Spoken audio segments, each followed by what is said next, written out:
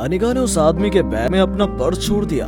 वो आदमी अपनी बेटी के लिए कपड़े खरीद रहा है। कुछ देर बाद अनिका वापस आई और कुछ खोजने लगी। खोजते हुए उस आदमी ने कहा, चाचा जी, क्या यहाँ आपने मेरा पर्स देखा? उस आदमी ने कहा, नहीं, मैंने कुछ नहीं देखा। मैं अपनी बेटी के लिए कपड़े खरीद रहा हूँ, इसीलिए मुझे कुछ पता नहीं चला। लेकिन पर्स यहीं गिरा था। यहाँ से जाने के बाद मुझे मेरा पर्स नहीं मिल रहा है। आप अच्छी तरह से सर्च करें। अरे मैंने तुम्हारा पर्स कहीं नहीं देखा। तभी वहाँ पर एक लड़का आया और बोला, क्या हुआ दीदी? अनिका ने कहा, भाई कुछ देर पहले मैं यहाँ खरीदारी कर रही थी, पर यहाँ से जाने के बाद मुझे मेरा पर्स नहीं मिल रहा है। मैंने इस चाचा से पूछा कि उन्हें मिला या नहीं। उन्होंने कहा कि नहीं मिला। दीदी मैंने बाहर से देखा है कि इन अंकल ने यहाँ से पर्स उठाया और बैग में रख लिया, इसीलिए मैं आगे आया। लड़के, ये तुम क्या कह रहे हो?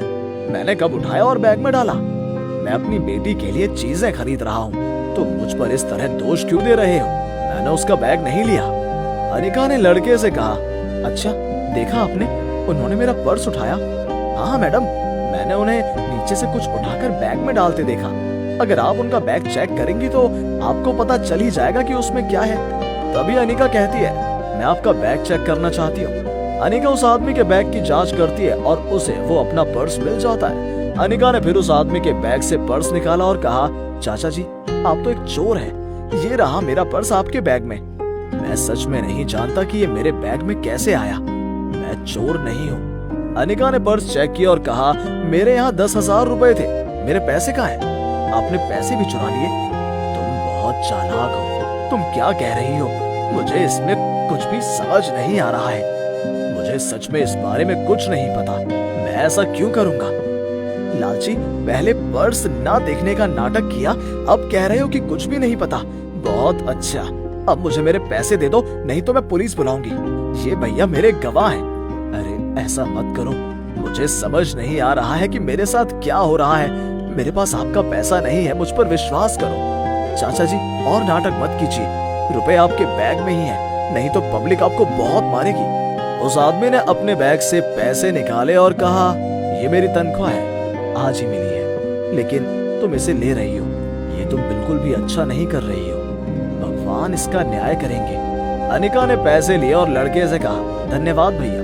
लड़का चला गया। अनिका ने कहा, नौटंकी बंद कीजिए, चोरी करते हैं, ऊपर से रोने का नाटक करते हैं। अनिका ने कुछ दूर जाकर लड़के से कहा, देखा, मैंने उस बेवकूफ इंसान से 10,000 रुपए कैसे हड़प लिए। दरअसल जब मालिक उस आदमी को पैसे दे रहा था, तभी अनिका और उस लड़के ने उसे हड़पने का प्लान बनाया। लड़के ने कहा, असल में तुम बहुत चालाक हो बहन। तभी राकेश साहब उस आदमी को लेकर वहाँ आए और बोले, इतना खुश होने की कोई जरूरत नहीं है, उसके पैसे वापस कर दो। उसने अपना मोबाइल फोन निकाला और कहा, आपने जो कुछ भी किया है वो हमने सीसीटीवी कैमरे में देख लिया है। तो वो लड़की डरते हुए बोली, ये रहे आपके पैसे, हमें माफ कर दीजिए, हमें लालच आ गया था। तब उस मनुष्य ने कहा, नेक मार्ग की कमाई कभी नष्ट नहीं होती, ये मेरी मेहनत की कमाई है। अब ऐसे लोगों को और धोखा मत देना, ईमानदारी से कमाना बेहतर है। ईमानदारी की कमाई कभी बर्बाद नहीं होती। भगवान कभी कभी ईमानदार लोगों की परीक्षा लिया करते हैं।